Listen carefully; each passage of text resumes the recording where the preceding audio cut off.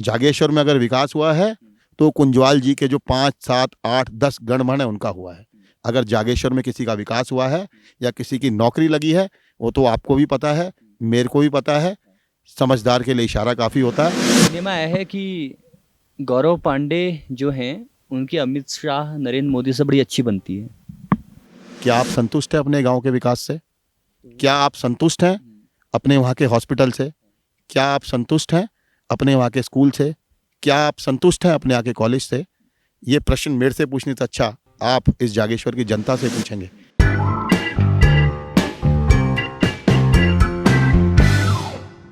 पगडंडी के रास्ते पे अभी तक आपने अलग अलग तरह की वीडियो देखी होंगी, लेकिन कहते हैं कि जब तक उन वीडियोज में एक पॉलिटिकल मसाला ना आए, पॉलिटिकल बातें ना आए, तब तक वो वीडियोज अधूरी रहती हैं, तब तक वो मुद्दे अधूरे रहते हैं।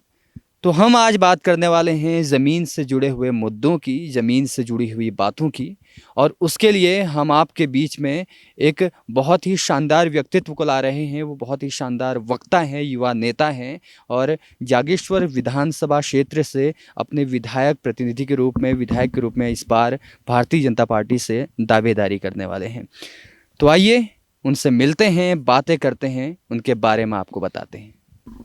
जो मौसम है वो हल्का सा धुंधला है, पास नौला है, एक सुनसान सी जगह है जहाँ पर डिस्टरबेंस बिल्कुल नहीं है, ना हॉर्न की आवाज़ है और ना ही कोई चूचू काका की आवाज़। सीधे मुद्दे पे आएंगे। मेरे साथ हैं गौरव पांडे जो कि जागेश्वर विधानसभा क्षेत्र से हैं। बहुत बहुत स्वागत है सबसे पहले तो पगडंडी में। धन्यवाद, धन्यवाद दीपांशु जी। गांव में नेता कम दिखाई देते हैं, लेकिन हमारे साथ यहाँ गौरव पांडे मौजूद हैं जो कि भारतीय जनता पार्टी से हैं। गांव लगता कैसा है आपको? आपको देख के लग रहा होगा आप हमारे गांव में आ रखे हैं आज, क्योंकि हमारा जो एक कार्यक्रम चल रहा है मेरा घर भाजपा का घर, उसके तहत आज हम अपने गांव बरतौली में आए हैं। मेरा सौभाग्य है कि पगडंडी की पूरी टीम मुझे इधर मिली। मैं पूरी टीम का अपने गांव में, अपने इस बरतौली में सबका स्वागत करता हूं। और मौका बहुत अच्छा है कि हमारे गांव का नौला भी कभी गुलजार रहता था, आज कैसा है वो आप सब देख रहे हैं।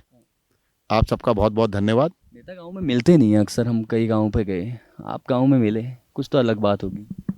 किसको अपने गांव से प्यार नहीं होता? कोई ना कोई सबकी मजबूरी होगी जो गांव छोड़ के जाते हैं।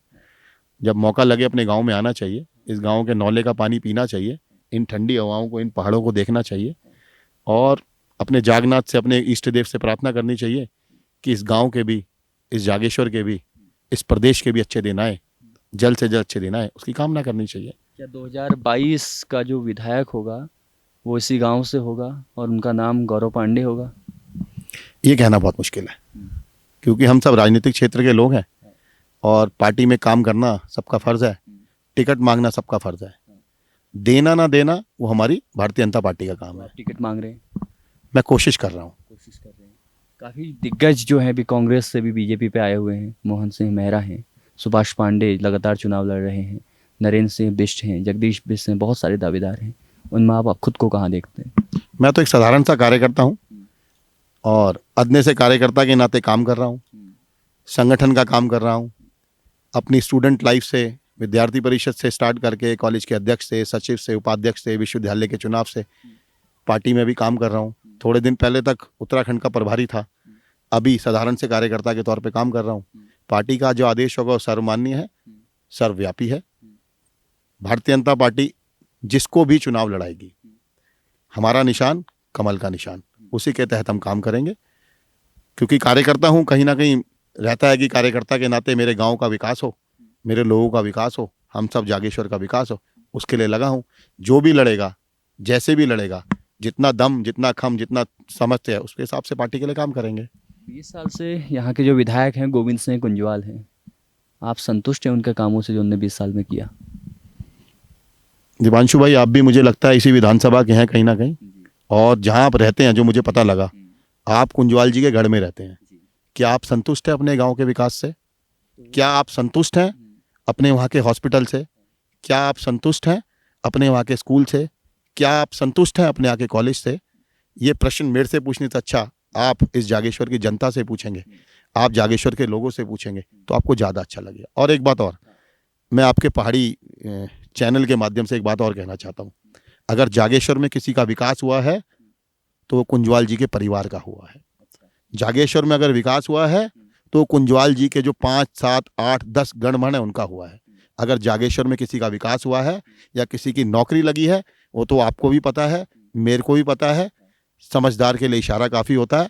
जागेश्वर की जनता सब जानती है। 20 साल से वो छलावे में रह रही है। स्कूल का विकास, हॉस्पिटल का विकास, रोड का विकास मेरे से अच्छा दीपांशु भाई आपको ज़्यादा पता होगा।